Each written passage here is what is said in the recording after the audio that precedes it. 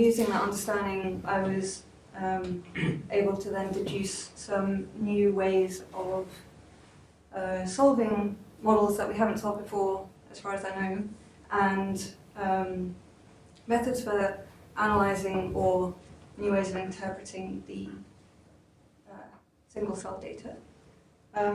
So I know that you're all very familiar with this, so I'll zoom through it quite quickly. This is the sort of standard thing that we see when looking at mRNA counts in single cells in populations. So there is a probability, there's a distribution. The number of mRNA in each cell is highly variable between cells. And so when we model this kind of thing, we need to, people tend to think in terms of probability distributions. So P of n here will be the number of mRNA in a single cell. What cells are these? These are my mouse fibroblasts, I think. But it's, but here the resolution is particularly good, so it's just I don't have this data myself. It's just for demonstration. So as well as cell-to-cell variation, we also see variation over time. So here we see each color is a different, our mRNA counts in this different single cell, and we can see that they change over time. And when these dynamics are correlated between cells, we can also see that this makes the probability distribution for the whole population change over time. So we don't have stationary distributions. So for example, here, these are in cancer cells where we see the peaks and troughs over time of the expression of the genes that they're looking at. I think they're these. And here, so this, if you average these as well, you see a periodic sort of sinusoidal thing, and that's within cell cycle. This is over cell cycles, over cell cycles, where we see that the population started with low expression of nanog and slowly moved to be a high expression. The point is that here we have probability of n at time t, and this t is important. We can't assume that we have stationary distributions. Okay, so to describe this p of nt mathematically, we need to solve Marshall equations. And so the kind of systems I've been looking at are at the beginning, just for a single gene, where I assume that mRNA, the number of mRNA molecules increases only via transcription and decreases via degradation. And so here, mu is the transcription rate, which can change in time, and lambda is degradation rate. So it's a degradation rate per unit time per molecule. So I think some people call it rate constant, but this isn't. Rate constant, that's not constant. But because some people get confused, there is this n here. I haven't missed that out. So the problem with solving Marshall equations is that they're quite difficult. So models tend to be considered one by one. There's no general framework for understanding or comparison of the solutions, and most models are solved at stationarity. So I'll quickly give an example of basically what I saw when I started my PhD, and I started looking at Marshall equation model. So this is the standard constant transcription, constant degradation, which is found in all textbooks, and you get Poisson distribution. People saw that this didn't describe data very well, so they would get this on and off thing, which in 2006, I think was the first time that someone wrote down the stationary solution, which looks like this. And I looked at that and I thought, I don't know what that actually means, because I don't know what this looks like. Then people saw that this isn't sufficient. If you look at time course data, you don't always have exponential waiting times in the off state. So they look at things like this.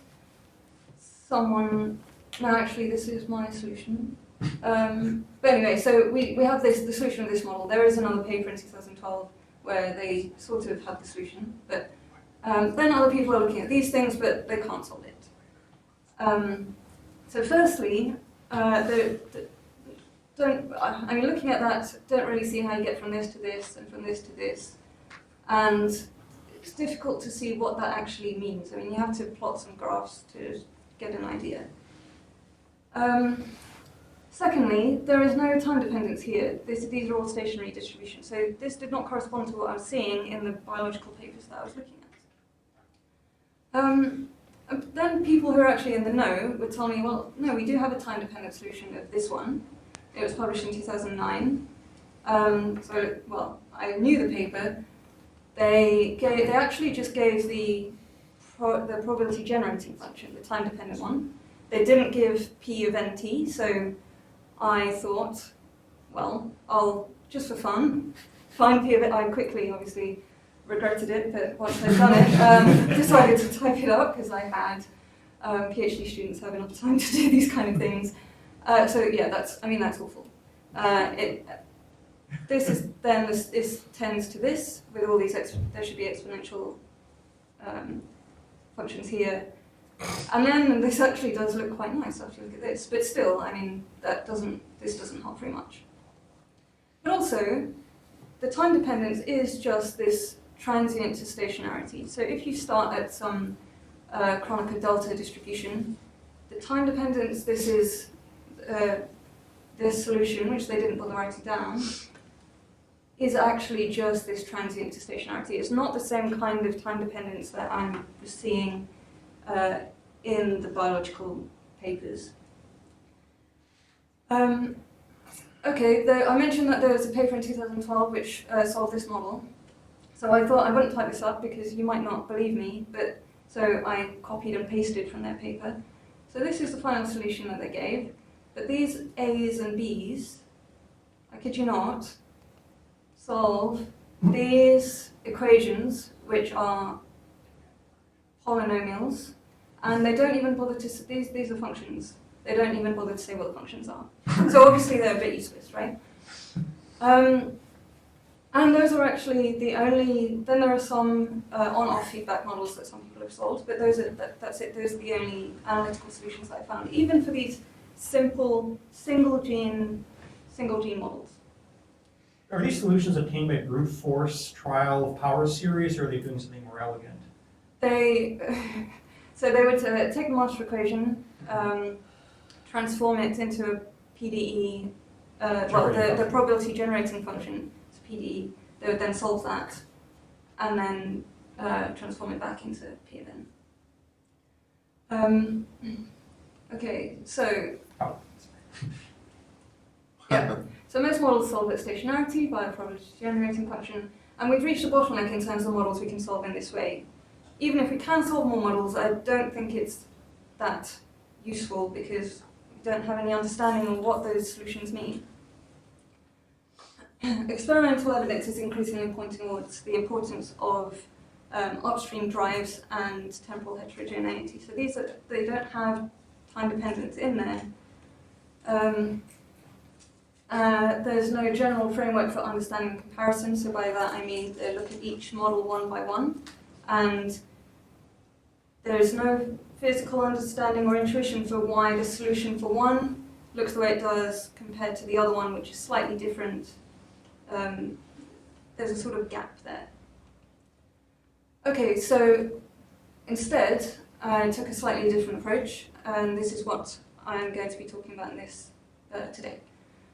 Okay, so for all transcription degradation models, by that I mean I only considered transcription and degradation of a single gene.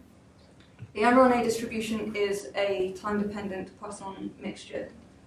So the Poisson bit is the same for all models, and so the only thing that the model changes is the mixture density.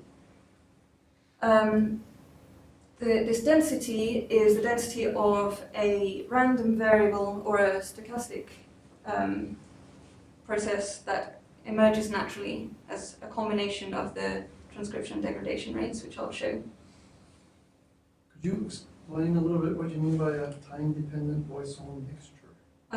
I'll show you, so it'll become clear afterwards when I I'll work through how I got the solution. But it's a Poisson mixture where the mixing density depends on time. You're mixing different Poisson distributions with Um, coefficients or something? It'll become clear when I derive it, because I'll derive it step by step. Okay, working within this analytical framework gives us an alternative route for obtaining solutions, analytically and via simulations. It gives us this unifying understanding of all the other properties and solutions that we already know. This intuition that I've mentioned a few times, and new methods to analyze single cell data. Okay, so these are some of the methods that I will go through, hopefully if I've got enough time. Okay, so I'll quickly derive this exact solution and then give a physical interpretation of this is the mixing density that depends on time. And then some of these applications. Okay, so firstly, so rather than looking at a specific model and then doing what most people have done in the past, where they go to the probability generating function and try to find the probability distribution, I thought, well, I want each cell to be able to have a time-dependent transcription rate and a time-dependent degradation rate, and each cell can be doing whatever it wants. And in the end, I would like to get P of n at time t for the population. Okay, so firstly, we can get rid of the uncertainty, the cell-to-cell uncertainty. So first, assume that each cell has exactly the same transcription rates and degradation rates. And then after that, I'll do the generalization. So if they all have exactly the same transcription and degradation rates, the master equation for that looks like this. So here is the transcription rate and degradation rate, and this is the standard one that you would normally write down.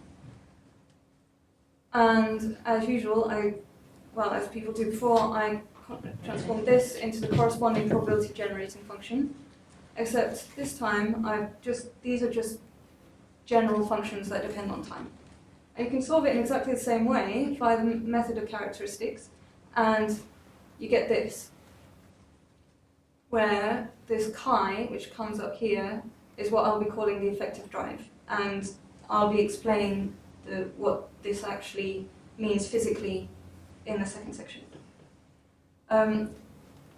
So the first thing to notice here is that this P probability generating function is a product of a binomial probability generating function, this bit, where n0 is the number of, n0 is the initial number of mRNAs, and this is for a Poisson probability distribution, which means that n of t, where this is a random variable for the number of mRNA, is simply a sum of a binomial random variable and a Poisson random variable. So this binomial one describes the mRNA that were in the system at the start and remain there at time t. So all they're doing is degrading, basically. And this describes the distribution of the mRNA that were transcribed since t equals 0. So that's all it is. So the time dependence that I showed you before, where it settles to stationarity, that's just this thing. Now actually they assumed they had 0 mRNA initially. So it just means that this was 0 and this is tending up towards the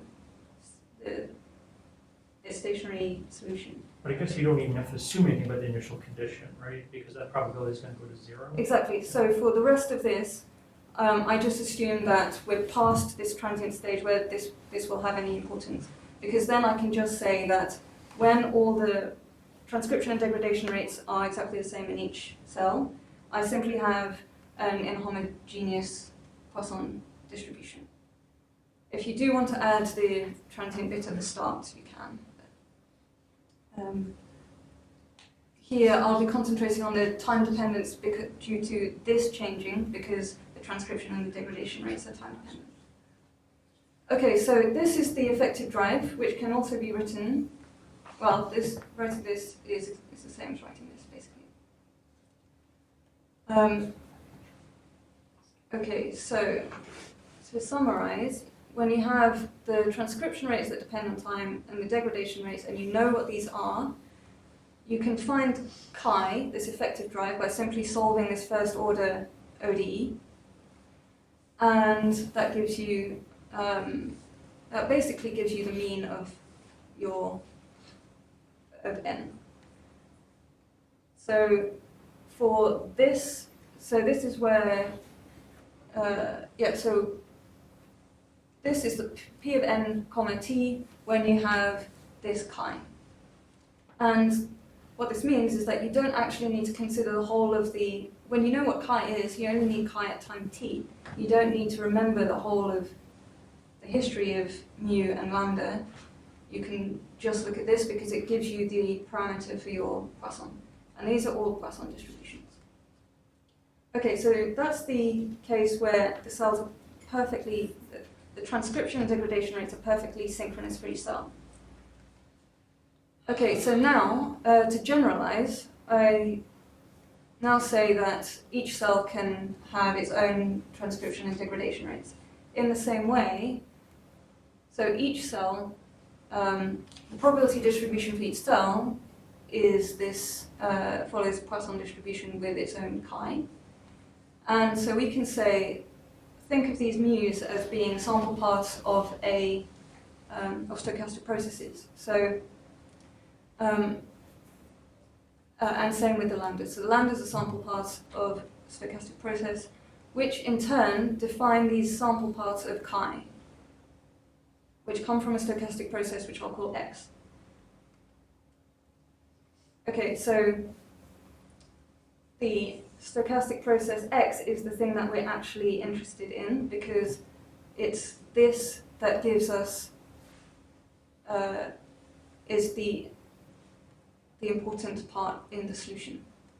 So if you have all of these, and you want to find the probability distribution for the whole population, you simply take the expectation of all of these.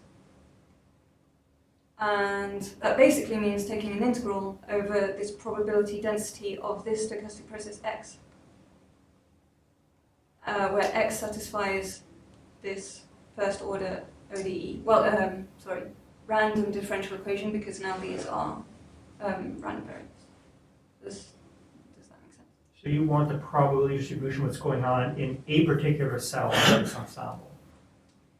If I want the probability distribution of the whole population, I need the probability. So I need the transcription and degradation rates can be thought of as stochastic processes, or each time can be thought of as a random variable. And these will define this stochastic process. I'm trying to distinguish between, you have a collection of 3 cells. Are you doing some sort of are you looking at quantity that involves all 3 cells together, or you're saying, I have 3 different cells, and look at one of them, what do I see? Okay, so these dots are supposed to represent sort of, you just carry on with like that. Could be 1,000, but Yeah, the it could question be. still stands. I mean, this is obviously in the limit where you have an infinite number of cells. Otherwise, I would just, if I did know what these were, I would take the finite sum of all of them. Are you looking for individual cell characteristics or population characteristics? Population. So I want to say if I, like the data that I was showing at the start, that's the kind of picture I have in my mind. If I want a model to describe those probability distributions, each cell is doing its own thing, but I want the probability distribution of the population. But then you understand, if capital X is supposed to represent a population level drive or whatever, why does it, how do you extract, are you going to tell us how you extract capital X from all the little x's? So the little x's are the sample parts. Yes. And, but in the end for this, all I need is the probability density of x. It seems, that seems to make more sense to me if you're looking at an individual cell in the population than the pool, but I might be So this, misunderstanding. you can think of this as well as if you're looking at a particular cell but there is uncertainty in the rate, Yeah, right. then, and you have some idea of what the uncertainty in each of these, then yeah, you can, it's the same sort of picture and you would get the same thing, yeah. I just, in terms of, there are different ways that I can try to explain this, and I found in the past if I talk about a synchronous population and then the asynchronous population, it's sort of easier. I could also have said, That's okay. instead of a synchronous population, I'll consider a single cell, and a single cell has +1. And then if I'm looking at a bunch of cells, it's going to be weighted, this weighted thing. This weight you find using experiments? Well, I'll show theoretically what this, the physical intuition for this is. And then the way you use this to analyze data, well, there are several ways. I have not been working with people getting data yet. I suggest some ways that people can use this, the results that I get to analyze data, but at the moment this is stuff that I'll be doing in the future. So it's all very general. It's not for any specific data set or any specific organism or anything. Okay, so this is just to summarize what I have. So when you have a model with time-dependent transcription and degradation rates, the solution of the Marshall equation model will have this form. It'll be a Poisson mixture where the mixing density is the density of this x that satisfies this differential equation, where the m's are the these are the transcription rates and these are the degradation rates. Okay. So, okay, you gotta help me out here. The M and the L, how are they related to the lambda and the mu? So yeah, sorry. When I took the sample parts have small Greek letters, Yes? and then the random variables or the stochastic processes have capital letters that correspond. So the transcription rate has small Greek letter mu, and the corresponding stochastic process has capital letter M. So the And lambda lambdas and and the L. mu's are not stochastic. They're given functions of time for a particular cell. Is that realization? Yeah, you can think of them as sample parts from a stochastic process. L and M are just the abstract representation. Okay. Or if you do know them, so if, for example, you have done an experiment where you're measuring them over time, these stochastic processes, well, at time t, the random variable will correspond to the distribution of what you saw in your cells at time t. So the collection of all the mu's at time t. Okay, so physical to interpretation of the mixing density. Okay, so we had, when I started at the beginning and I said, suppose we know the transcription and the degradation rates, the probability distribution will be a Poisson distribution with rate chi, and the chi satisfies this thing. This is just the chemical rate law for the concentration of mRNA molecules. So if you were going to write down for your model the concentration, you would write down this ODE and solve it. So this is just assuming that transcription is a zero-order reaction and degradation first-order reaction. So this ODE, the lambda and the mu are random, right? The time series, right? They can be. I mean, if you know it, then if you know what they are, then you know what chi is, and you know what the theoretical probability distribution for the number of mRNA will be. All this is saying is, this is the expected mean for if you have these rates, the expectation at time t is chi. So you can think of it, or if you think in terms of population where you only care about the concentration, and you conjecture that each cell has the same transcription rate and the same degradation rate, the concentration of mRNA molecules over time will be this climb. Okay, so if we don't believe that every cell has exactly the same rates, then we instead think of these rates as random variables, M and L. And the collection of all these differential equations, so of this one, can be written formally as this, where this is now a random differential equation, unless, of course, we know exactly what these things are. So to obtain the probability distribution at time t, we simply require this density of the random variable x. Now, x is a continuous random variable, so this is often easier than solving the full master equation. And there are lots of classical results from the literature that you can use to either solve or approximate this. I'll give some examples afterwards. But this is what I meant by time-dependent Poisson mixture. This is the Poisson mixture, and this bit is time-dependent because it's describing the density or the uncertainty that you have in the rates, basically. And it's useful in itself because, well, for me it makes sense that you can think of it as dealing with a system where you would be thinking in terms of concentration, but usually in chemical kinetics they assume that every cell has the same, they have the same rates of whatever reactions, whereas here we're saying they don't necessarily, there is a distribution. And this x therefore tells us how the uncertainty in these rates manifest in the final distribution that we get. Okay. So just two examples to give a bit more intuition for what this means. So on this side, I haven't shown it, but I assumed sinusoidal transcription rates, which were exactly the same in every cell. When you solve that ODE, you simply get a shifted sinusoid for the chi's. So this means that at every point in time, this is the expectation of these.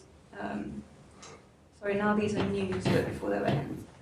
This is the expected value from here. And here, if you looked at the distribution at every point in time, you'd get something like this. And each of these are Poisson distributions. And this is representing basically a Dirac delta distribution.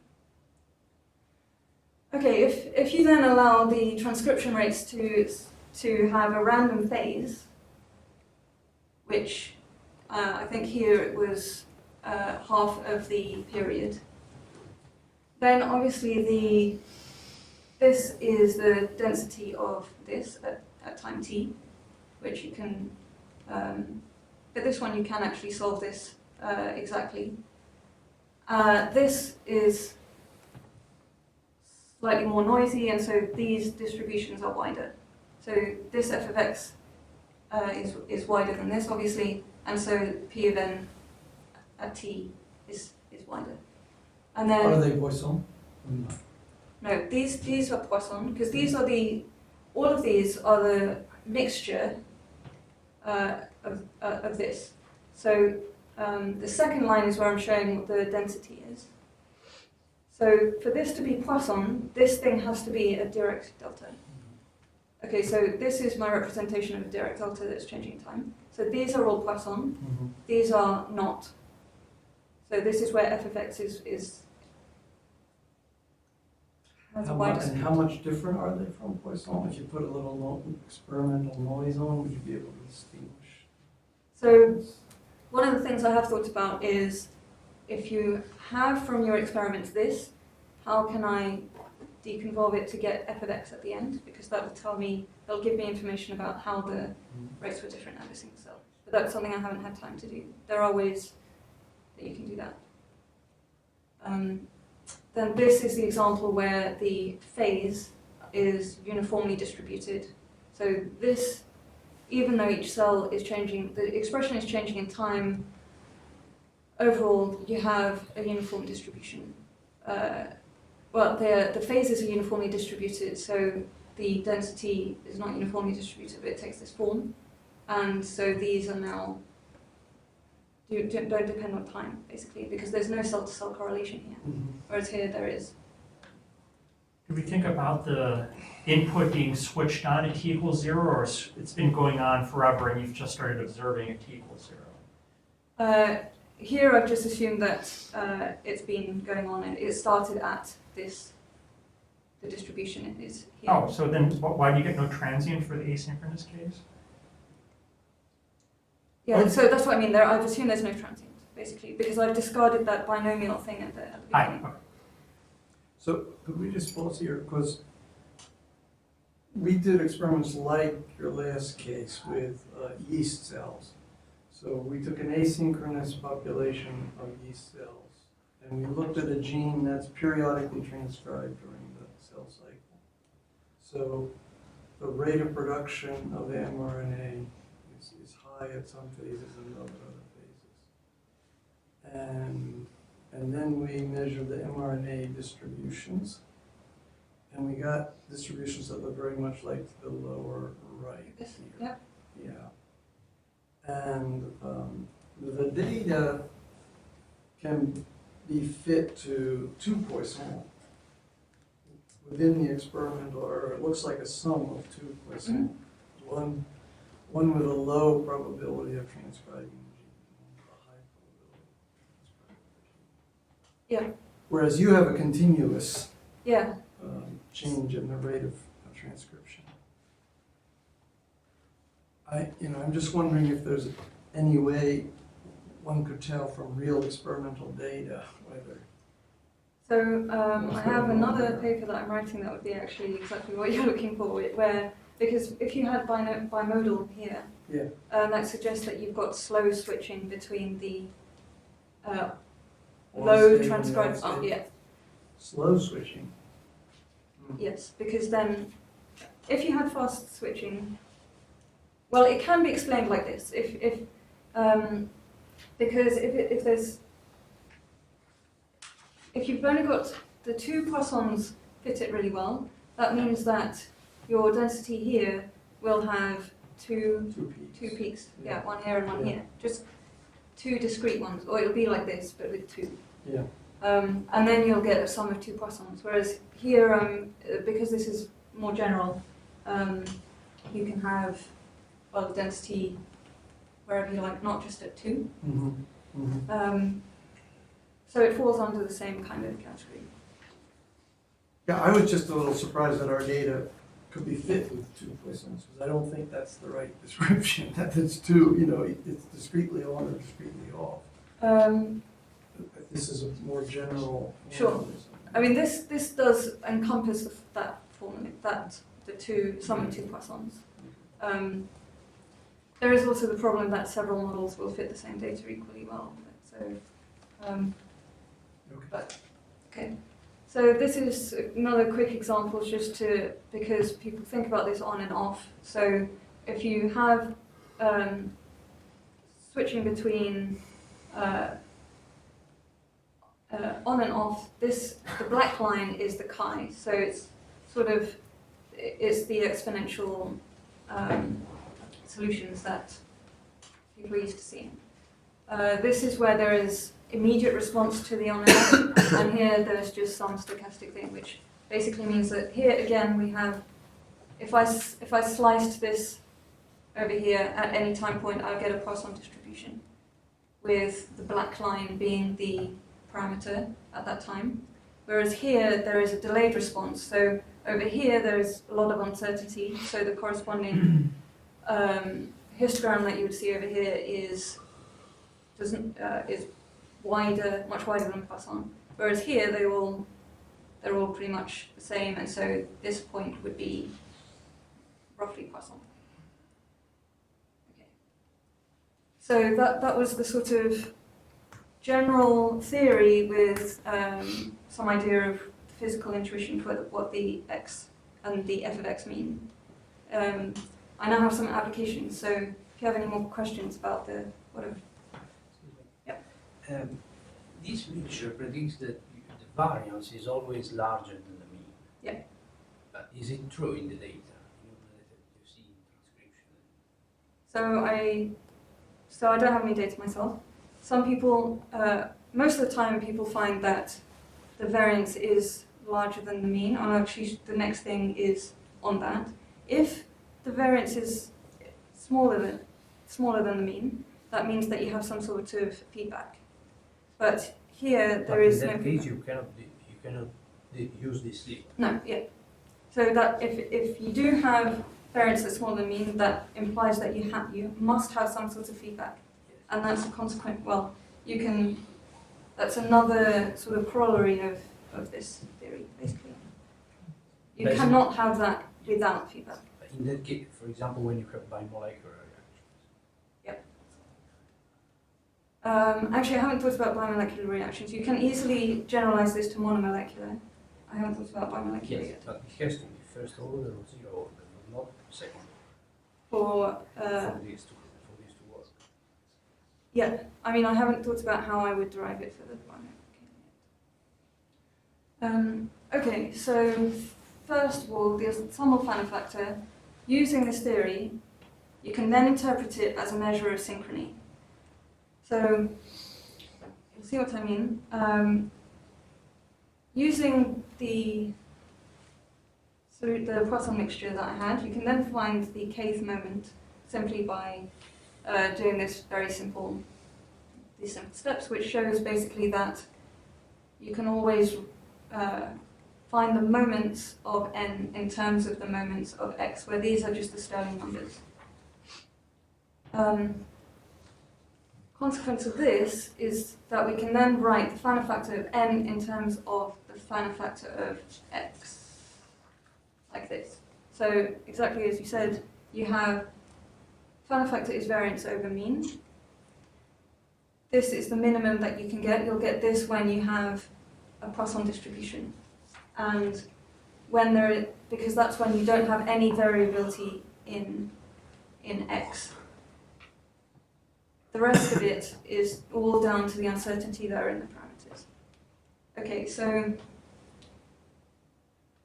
taking this basically means that anything above 1 describes the variability that are in the parameters from any upstream variability. So not to do with the transcription degradation rates, but anything else that is affecting the rates. So just as an example, I simulated these are oscillators from a Kuramoto model, so they're coupled oscillators, where you can use this coupling parameter to tune how synchronized the rates are. So the blue lines are from these simulations of n, and the black lines are taken from the simulations of the effective drive. So we see, for example, here the Fanner factor.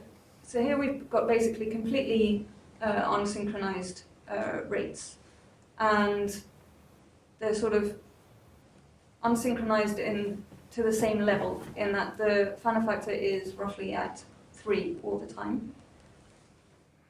In the same way over here, we've got pretty much completely synchronous rates, and even though the expression is changing constantly over time, the Fanner factor is constant at roughly 1 because the level of synchrony is constant over the whole time.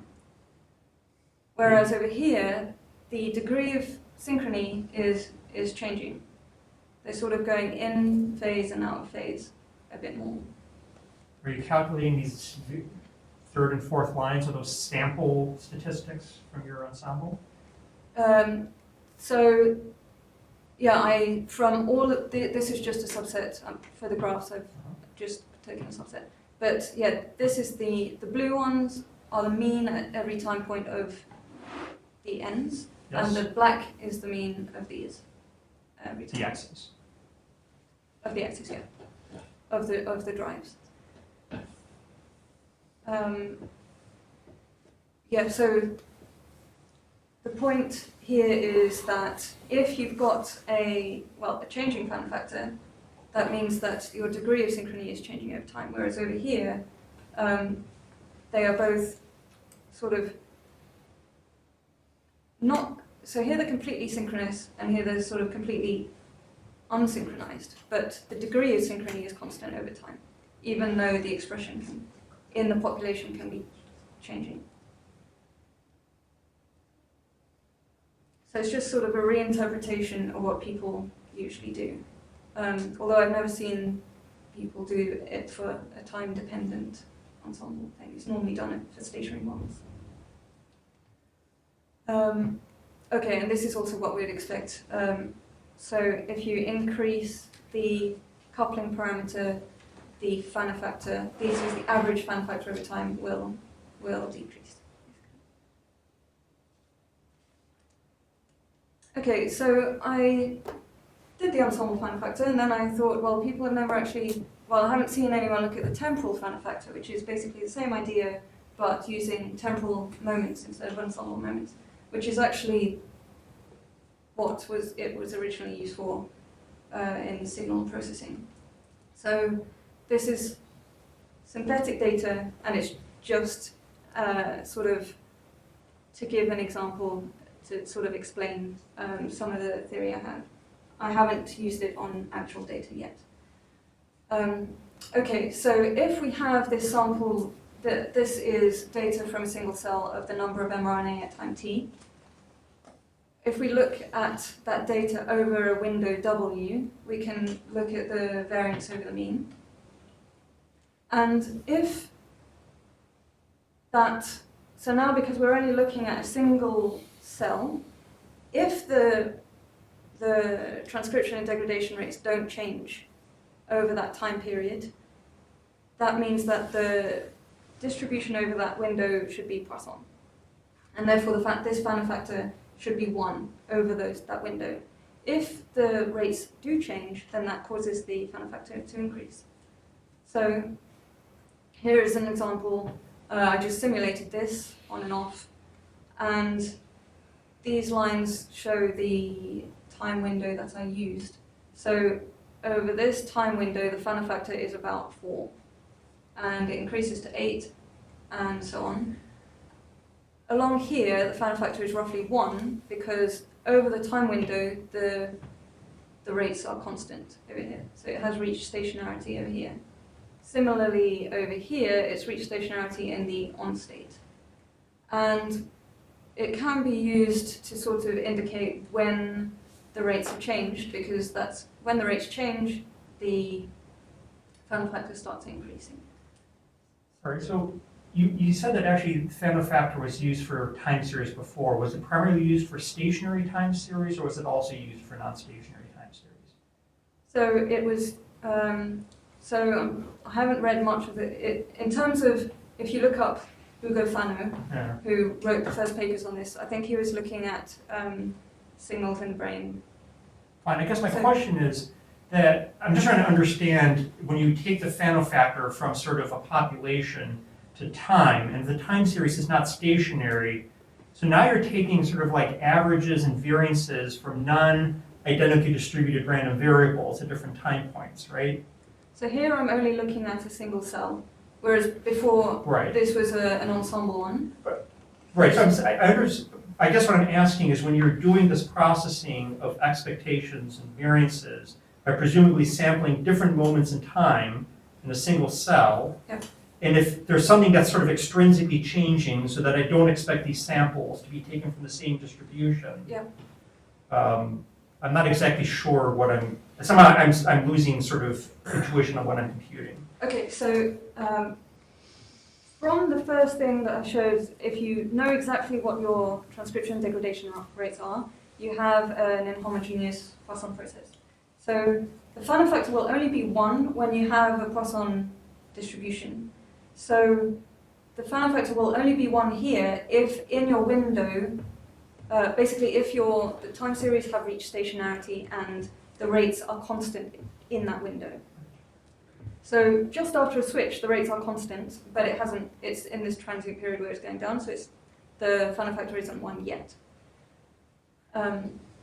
it's sort of just to illustrate the sort of the Poisson. I guess what happens is if you had an inhomogeneous Poisson process that was, where the rate was rapidly changing in time, but it was always sort of Poisson, you would get Fano factors bigger than 1 because somehow the mean would be interpreted as the changing mean would be interpreted as variability, right? But your method still self-consistently finds regions where it really looks like a homogeneous Poisson process. Yes, exactly, yeah. Okay, so I did this first. The problem with this is that how do you choose the window size? So instead, although this is kind of nice for sort of demonstrating the theory, instead I started looking at this cumulative thing. So the blue line starts with, so this always has the left interval of the window is at 0, and then I just allow the right side of the interval to grow. And at each point, say here, this is the Fano factor for this time window. And here, this is a Fano factor for this whole time window. And you can see that it jumps, it settles, and then it jumps when the rates change. So then from here, I start again. I've got the red line growing with the left end always at this point, and the window grows basically. And it sort of settles down because nothing has changed here, and then it shoots up because now this is causing a large increase in the Fano factor. But as you go over here, any changes aren't really affecting these very much because it's averaging over such a large window. But so the next slide will show a heat map of where I've done this, but with the left end starting at every time point here. And when they stack up, you can see these nice steps where the switching happened. So this does not have any of the issues with how do you pick your window size. So you're restarting the cumulative integration every time you detect a change.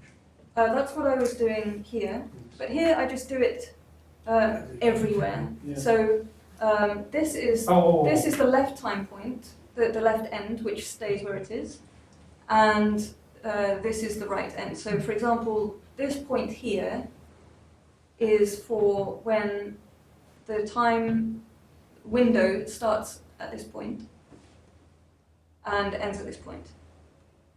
So over here, for example, this point is the Fano factor for the time window that started over here and ends over here. So this is just the line y equals x, basically. And here there isn't anything because the left end must always be smaller than right, obviously. So it's a sort of nice way to infer changes that are happening downstream. You still must have some measure of sensitivity to like how big this cumulative temporal Fano factor has to change before you detect something. And I'm guessing that's sort of implicitly related to the time scale over which you expect the jumps to happen, right? Yep. So there is sort of in the background still a kind of a windowing time scale that you're putting into this in terms of the sensitivity of the CFF change, right? Well, I haven't done anything here. This is simply analyzing this here to show like a nice, this is a very, I mean, we can see, I've put these darker regions in so you can see where there's a switch, but even if I didn't, you would see where the switch is. Sure, I can see so this it's an easy visually. thing. Yeah. I have then tried it on ones where I made the switching rates quicker, so it's not so easy to see by eye. And it was surprising how good this still was. But I haven't done anything more rigorous yet. So I haven't, obviously this is more for demonstration purposes at the moment because it's not rigorous enough to actually tell people this is what you can do and this is what you can infer from it. Just to clarify, did you visually process this lower figure to get the upper figure, or did you do some automatic thresholding at the lower figure? No, I didn't do anything to this. I just aligned them in the end and put some arrows. But I think maybe what you're getting at here is there seem to be other places where you might have jumps that you could say were switches. how do you decide which is a switch and which isn't a switch? Like, I don't know, point up about 80% of the way along the diagonal. Yeah, right between those two. Yeah, like that guy right there. Why is that not a switch? Well, yeah, so if I didn't have the data, then, I mean, this is the kind of stuff that I would have to think about if I was going to try to publish this as a method for analyzing data. I'd have to think about when is this enough Even of if a you have color the to data, do. even if you have the data, when you look up there's a big jump, right? That's why Yeah. you get a. But I mean, yeah, there's this jump, but Yeah. I know, because I simulated this data, that there is no jump there. This is synthetic data, right? Okay. Yeah, so it's sort of just a proof of, this is an idea that I thought that would be cool to demonstrate this theory that I know, and yeah. But if I were going to try to publish this as a method, yes, I would have to sort of somehow figure out when is this Here, color there's another enough. one at the very end of your series. This right one? there, yeah. This one is actually a switch. There's this really small switch here, Yeah, so and it's kind of jump cool back that it again. finds it. Yeah. Yeah. But if you do a kernel method, you might be able to come up with a procedure, statistical procedure that's consistent to decide where you have a switch on. That would be good. I Kernel mean, I method don't know. allows you to. So a kernel method, you think? Because I haven't, I'm not familiar with the literature. Maybe it's something that I would have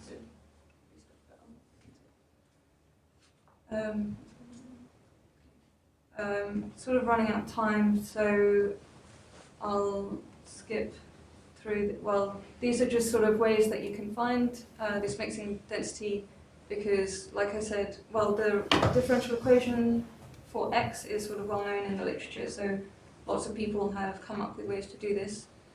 This was just showing you how you can actually find this f of x analytically by change of variables, because in this case, x just, you can write it in this form, and then you use the density of phi to find the density of x. Okay, and if you need to then find f of x via Gillespie, because none of the analytics work, it's actually quicker and more exact if you do it via the density, but via the effective drive rather than simulating all the ends.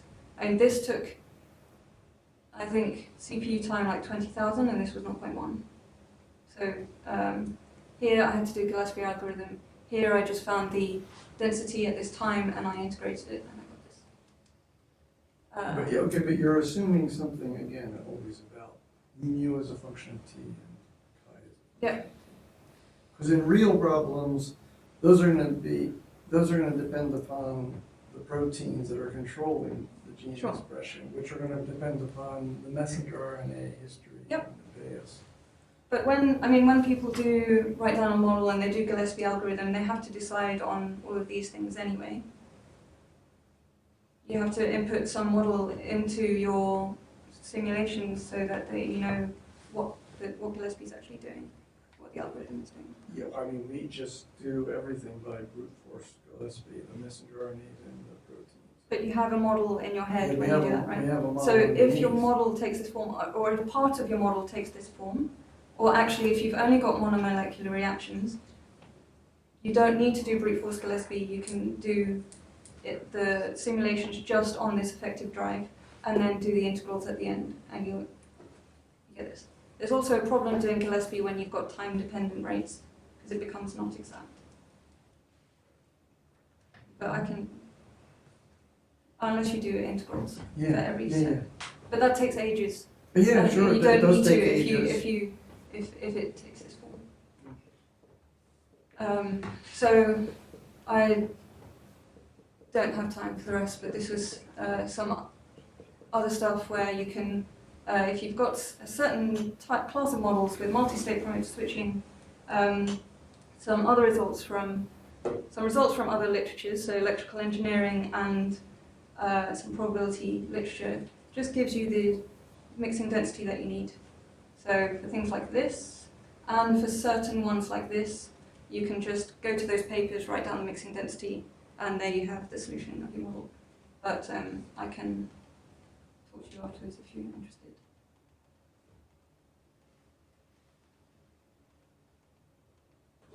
Okay, so just to sum up, just from starting from a very simple model with time-dependent transcription and degradation rates, I showed that the solution of that class of models always takes a Poisson mixture form. This then allows us to understand the solutions that we have and the properties that we already know within this framework, and to capitalize on the structure that I showed. There are still several routes for further work and extensions, and for direct application to single cell data analysis. So some of the stuff that I showed, I haven't actually done it with real data yet. Those are options. This is very easily generalizable to monomolecular reaction networks. I haven't thought about biomolecular things yet. Could also apparently be easily extendable to spatial systems. And I also looked in a bit of how this could help understand models with feedback, and I haven't had time to look really into that, but it's quite promising. So thank you very much.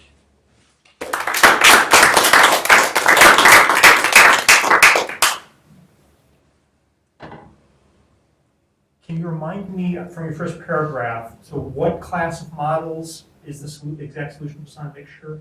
If you want to go back to the slide, that's fine. It's where you have transcription and degradation that depend on time, but there is no feedback involved. Right, so it's monomolecular, right? So this is just for a single gene, but I haven't written it anywhere yet, but the derivation would be the same for monomolecular. So those networks that had an exact solution with those hypergeometric functions, you can't extend your method to those. Any of the ones that had a hypergeometric function in them. Can your method apply to non-stationary versions of those? Where was the hypergeometric At the function? very F. beginning, F it sub was one. F11. This one. Yeah. Yeah, exactly. Yeah, So, that was one of so all of these, I know what the solution looks like. Because if you write down the equations for the mixing density, the system of equations of ODEs that you get is Fuchsian. You can then look into the Fuchsian literature, and they say if you have, for example, 3 singularities, the solutions look like this. Yep. If you've got 4 singularities, they look like this. And so I can just write down what they look like for these. They're not Poisson mixtures, except for the... These will all give you Poisson mixtures, because here I've just got the transcription rate is changing over time. I've assumed that for the mRNA, okay. they will all be Poisson mixtures. Mhm. So these are several different on states with different rates of production of it. And that's what Yes. that means. For this one, I mean, this one is the one that is known. The mixing density is a beta distribution. So this is the one with 1F1 as the solution, and you can write that as a Poisson mixture with the mixing density being a beta distribution. In the same way, you can find the mixing density for these, and you put it into the Poisson mixture, and that is the solution of the model. And you said you can do this for mechanisms with feedback? I can't work forwards. Well, I haven't had enough time to try yet, but I can't work forwards to get the same sort of result, in the sense that I have this effective drive and I need to find the mixing density of this. What I have is basically, it's the same as a Poisson representation, and you can work backwards to write down the equations to solve for the mixing density for feedback models. But I don't know what those equations, the interpretation of those equations are yet, whereas I do for these. That's the chemical kinetics equations that I showed at the beginning. So one way to sort of understand that would be to try to find the link between the equations for the mixing density. Because I'm not quite sure what you mean by working forwards and working backwards. Here you can draw a mechanism, as I understand, and you can work forwards to solve these problems. Yeah. Step I mean, by in step. terms of the general solution, so here What would feedback look like on one, if you were to put feedback on one of these guys, what would it look like in this representation? so you can still write it as a Poisson mixture, but the mixing density will not necessarily be a density of the reals, or the positive reals. Basically, how the diagrams would change in the feedback? Yeah, You can get complex, it'll be on the complex plane. But if your feedback decreases variation, then you cannot explain this with this theory. You can still write the solution as a Poisson mixture, it's just that the f of x will be complex. Yes. But so that's what I meant by working forwards and working backwards. So with feedback models, I can assume that it takes that form, the Poisson mixture form, and then find out what f of x has to be. Yes, but how do you interpret the complex? Exactly. density? So That's the problem, right? yeah, but it would be. But now that we know, so one thing that I would find interesting, now that I know all of this, is to compare the equations that this understanding that I have for non-feedback models, compare it with the equations that I would have to write down to solve the feedback models, and see if I can then figure out what they mean, or if there is any link, or if there can be any intuition to that. Because if I just add very weak feedback here, it'll look mostly like the solution that we know, right? But surely there's some sort of physical intuition for how that link changes. What I'm saying is that when you have feedback, you have complex rates. Yeah. Exactly. Any other questions? What type, you mentioned at the end, what type of non-Markovian models are you considering? So, And can you say something? sure, so, well, all of these are non-Markovian. The only, as in, even for this one, it's Markovian if you expand the state space to the promoter state and, Right. Right. but So yes. in terms of non-Markovian promoter switching, so like this one where you have non-exponential rates in each state, I found some papers from the 1970s and one from 2001 where, from doing completely other stuff, they found f of x for certain distributions. So I have them here. Okay, so if you've got McFadden distributions, so like this was in a paper by Pavula and Rice. They showed that the mixing density takes this form, which simplifies in certain cases. So, for example, when b is a plus 1, this is the usual exponential thing, and you get a beta distribution. But also, when the weighting time density looks like this, which is different, in both cases you get the same mixing density, which is odd. And this one was from a paper in 2001 where they're looking at Dubin's Friedman processes, like something completely unrelated. And just by chance, from that, they showed that the mixing density for these gamma distributed waiting times will look like this. So, well, a linear combination. So for example, when beta is 1, you have this. But these are just two examples where I've literally done a Google search, and I haven't done any work myself. There's all this work that's been done in other literatures where if you know what you're looking for, you can then just take them and you say, well, if I've got, my model looks like this, then this is the solution. It seems that these are, they look like what I know as semi-Markov models, Okay. where the waiting time is not exponential anymore, but it's something arbitrary. Okay. And it's I'll- a special class of stochastic process. Okay, I'll look those up.